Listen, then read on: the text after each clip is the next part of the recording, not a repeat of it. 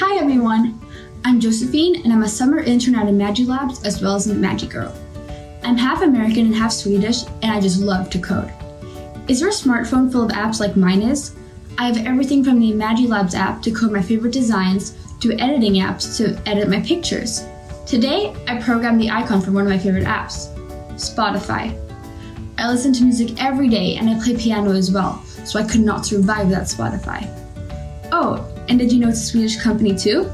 That's your final challenge in the Imagi 30 Days of Code challenge. Program the icon of your favorite app. Can't choose one? Program the animation of the icons of your favorite apps. And don't forget to add the hashtag Day30. This is the last project of the Imagi 30 Days of Code challenge. It's been a fun journey, right? Just think about all the skills you've developed. And now, the most important thing, don't stop learning.